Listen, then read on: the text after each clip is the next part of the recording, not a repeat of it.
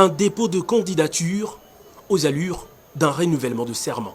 Ce samedi, des milliers de Congolais ont investi le boulevard du 30 juin à la hauteur de la place de la Gare pour accompagner celui qui va désormais porter leur étendard au prochain rendez-vous des urnes. Le soleil de Kinshasa n'avait baissé en intensité quand le cortège présidentiel a franchi le siège de la CEI.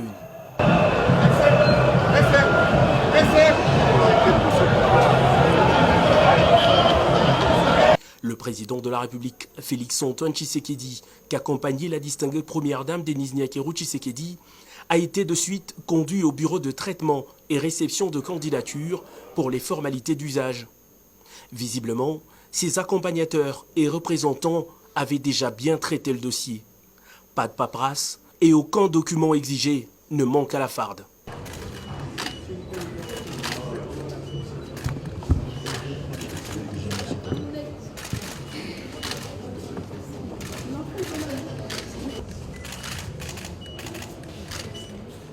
Au sortir du BRTC, le président de la République est conduit comme tous les candidats déjà enregistrés au bureau du président de la centrale électorale, Denis Kadima.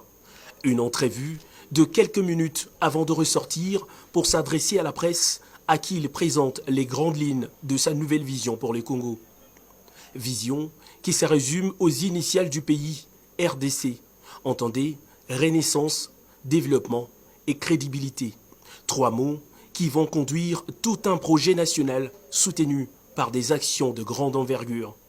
Pourquoi renaissance? Parce que le Congo, la République démocratique du Congo, notre pays, était dans un gouffre, comme vous le savez. Et aujourd'hui, nous sommes en train d'en sortir. Je reviens du Katanga, du Haut-Katanga et du Lualaba. Je peux vous dire que je suis fier de ce que nous y avions réalisé. Nous mettons un accent particulier sur la renaissance de notre pays. Certains diront même la remontada, parce que nous étions très loin. Développement, parce que notre pays est classé comme un pays sous-développé, un peu paradoxalement, parce que nous avons des atouts pour avoir un des pays les plus développés, si pas les plus puissants du monde. Mais, comme vous le savez, le développement passe par une condition sine qua non, c'est la paix.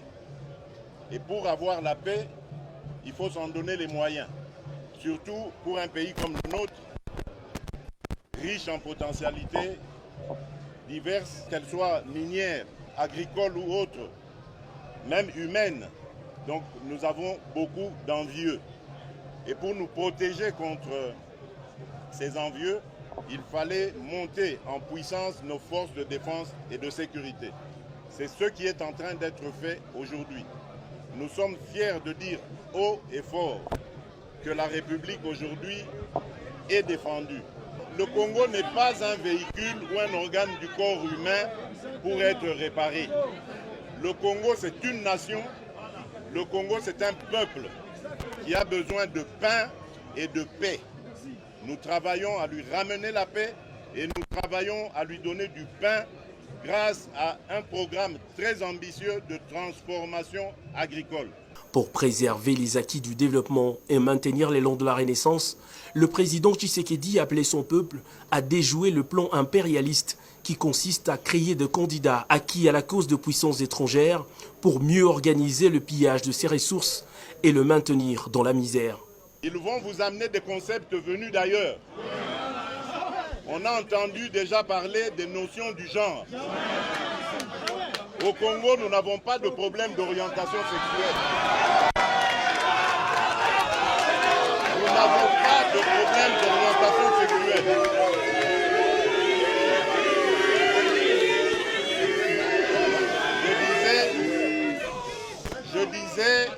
Je disais, on va vous amener des concepts venus d'ailleurs. Des concepts comme la notion du genre. Au Congo, nous n'avons pas de problème d'orientation sexuelle. Vous reconnaîtrez ces gens-là lorsque leurs parrains vont leur donner un mot d'ordre pour se réunir, se mettre ensemble pour devenir plus forts. mais ils vont se tromper, ils ne seront pas plus forts parce que c'est notre peuple qui est le plus fort.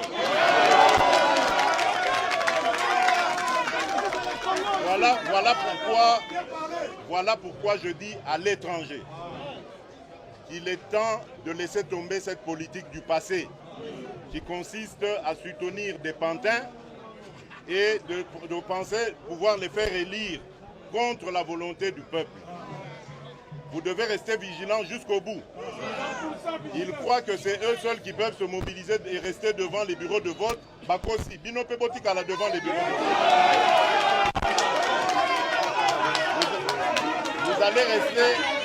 Vous allez rester devant les bureaux de vote jusqu'à la clôture du scrutin. Pour à la paix, vous reconnaîtrez ces gens-là par leur discours, vous les reconnaîtrez lorsqu'ils se mettront ensemble. Et à ce moment-là, nous pourrons dire que nous avons vaincu. Parce que le combat est rude, comme je vous l'ai dit, mais le combat nous légué par notre leader et ses compagnons de lutte pour un Congo nouveau, un Congo fort, libre et prospère. Ce combat, nous sommes en passe de le gagner.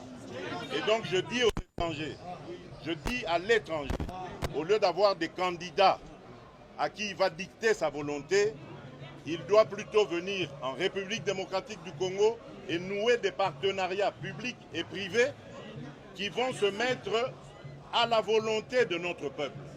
Ils n'ont pas à dicter leur volonté, mais à faire la volonté de notre peuple. À l'instar, justement, de ce que nous sommes en train de faire avec les États-Unis d'Amérique, avec la République populaire de Chine, avec la Turquie, avec le Japon, avec les Émirats arabes unis. Voilà des partenaires qui sont venus investir en République démocratique du Congo pour aider les Congolais à créer des emplois, à transformer leurs richesses chez eux, à développer la chaîne de valeur ici en République démocratique du Congo et à rendre fier la population, le peuple congolais. Voilà en quoi tient mon programme. C'est en ces 3 lettres, RDC comme République démocratique du Congo, mais RDC aussi comme Renaissance ou Remontada, développement et crédibilité. Il y a 2 signes qui ne trompent pas. La communion de ce jour entre le peuple et son président traduit noir sur blanc la volonté d'une continuité pour de lendemains meilleurs.